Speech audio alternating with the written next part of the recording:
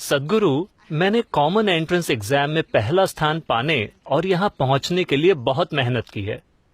मगर मेरा भाई कहता है कि मेरी किस्मत ने मुझे यहाँ भेजा है।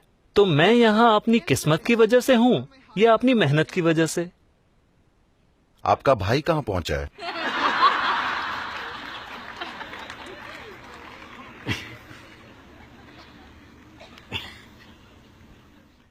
देखिए, आमतौर पर जिसे लोग किस्मत कहते हैं, उसे दरअसल वे खुद बनाते हैं, लेकिन बिना जागरूकता के। जब मैं कहता हूं बिना जागरूकता के, अभी आप यहां बैठे हैं, हर कोई यहां बैठा है। इस शरीर के अंदर भौतिक गतिविधि चल रही है, मानसिक प्रक्रिया भी है, भावनाएं भी चालू हैं और जीवन ऊर्जाएं तो सक्रिय हैं ही। वे हर पल हजारों सूचनाएं ग्रहण कर रहे हैं, चाहे आप जागरूक हों या ना हो। तो अगर मैं आपसे एक सवाल पूछूं कि सुबह जागने के बाद से अब तक गतिविधि के इन 4 आयामों में से आपने कितनी चीजें जागरूकता के साथ की हैं, आपके ख्याल से कितने प्रतिशत होगा? कुछ चीजें। कितने प्रतिशत होगा? 25%। आप बहुत ही दरिया दिल इंसान हैं। ये 1% से भी कम है। अगर आप वहां से वहां तक चलें, यहां 20-25 तरह की महकें होंगी जिसके प्रति आप जागरूक नहीं हैं, मगर शरीर उसे पहचानता और दर्ज करता है। सैकड़ों अलग अलग तरह की आवाजें हैं जिन्हें शरीर दर्ज करता है, जिनके प्रति आप जागरूक नहीं हैं। इस तरह पूरे दिन और रात में भी ये होता रहता है, चाहे आप जाग रहे हों या सो रहे हों। When you are only conscious of less than 1% of your activity, definitely life will look like an accident. जब आप अपनी गतिविधि के 1% से भी कम हिस्से के प्रति जागरूक हैं, तो जीवन एक संयोग की तरह ही लगेगा। जब 99% चीजें आप अनजाने में करते हैं, बिना जागरूकता के, तो निश्चित रूप से जीवन संयोग की तरह ही लगेगा। अगर ये संयोग, मान लीजिए कि कोई सड़क पर गिरा और उसके सिर पर चोट लग गई, उसके बाद अचानक उनका गणित अपने आप बहुत ही शानदार हो गया। मगर यह सिर्फ एक घटना थी। हजारों दूसरे लोग, उनका सर फूटने के बाद वे कभी ठीक नहीं हो पाए, या मर गए, या जो बच गए वे काफी बुरी हालत में जिए। तो संयोग से भाग्यशाली होना जीने का तरीका नहीं है। जब भी कोई सुखद संयोग होता है तो हम इसे किस्मत कह देते हैं। कुछ लोग ये भी कहते हैं कि भगवान मेरी मदद कर रहा है।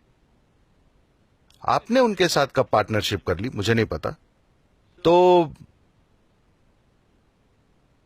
मैं आपको एक कहानी सुनाऊं, चलेगा? एक बार शर्लॉक होम्स, आप शर्लॉक होम्स को जानते हैं? होम्स और वॉटसन कैंपिंग के लिए गए और सुबह सुबह 3:30 बजे शर्लॉक होम्स ने वॉटसन को हिलाया। उसने आंखें खोली। क्या हुआ? तुम्हें क्या दिख रहा है? मुझे साफ आसमान और सितारे दिख रहे हैं। बताओ इसका क्या मतलब है? वो बोला, इसका मतलब है कि कल बढ़िया धूप निकलेगी। तुम्हारे लिए इसका क्या मतलब है? इसका मतलब है कि किसी ने हमारा टेंट चुरा लिया है।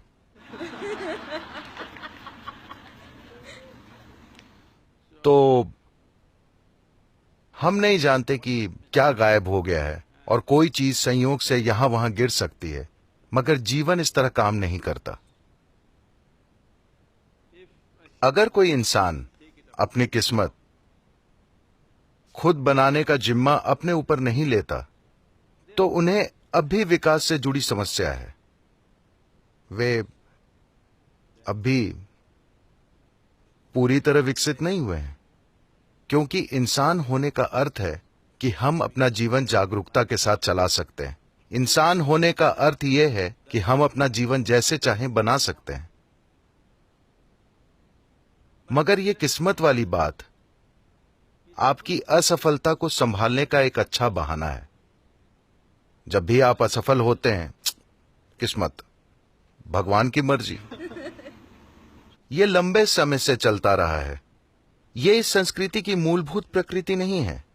इस संस्कृति में प्राचीन समय से ही हमने आपको सिखाया है कि आपका जीवन आपका कर्म है। हाँ या ना?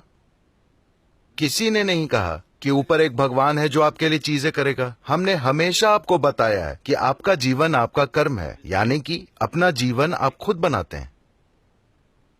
कोई सितारे आपका जीवन तय नहीं करते, आप करते हैं।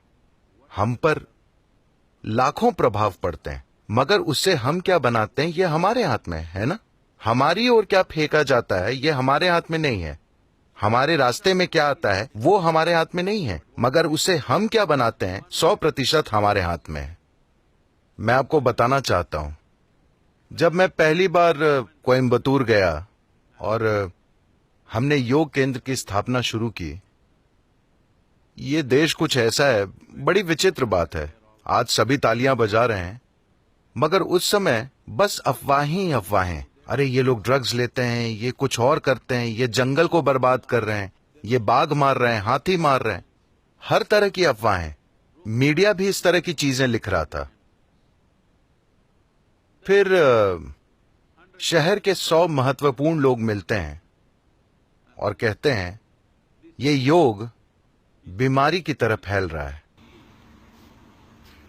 उनके यही शब्द थे, हमें कुछ करना होगा। कोई गुस्सैल आदमी कहता है ट्रक भर के लोगों को ले चलते हैं और सब तोड़ डालते हैं, क्योंकि उस समय पूरा योग केंद्र बस फूस की छत के नीचे चलता था। तो उन्होंने तय किया कि वे वहां आकर सारी चीजें तोड़ डालेंगे। आज ये देश के सबसे प्रमुख स्थानों में से एक है, ठीक है? तो जब उन्होंने ऐसा कहा, एक बुजुर्ग व्यक्ति जो अब नहीं रहे, एक सयाने व्यक्ति, उन्होंने कहा तुम लोग नहीं जानते कि तुम किससे भिड़ रहे हो। मैं इस आदमी को जानता हूं। अगर तुम इस पर पत्थर फेंकोगे तो ये उन पत्थरों से भी कुछ बना लेगा। इस आदमी पर पत्थर मत फेंको। तो आपकी ओर क्या आता है ये आप तय नहीं कर सकते, मगर आप उससे क्या बनाते हैं ये आपके हाथ में है ना। इसी में आपका सामर्थ्य है। यही आपको दिखाना है कि आप कौन हैं, क्योंकि आप ये तय नहीं कर सकते कि आपकी ओर क्या आएगा, मगर निश्चित तौर पर आप ये तय कर सकते हैं कि आप उससे क्या बनाएंगे।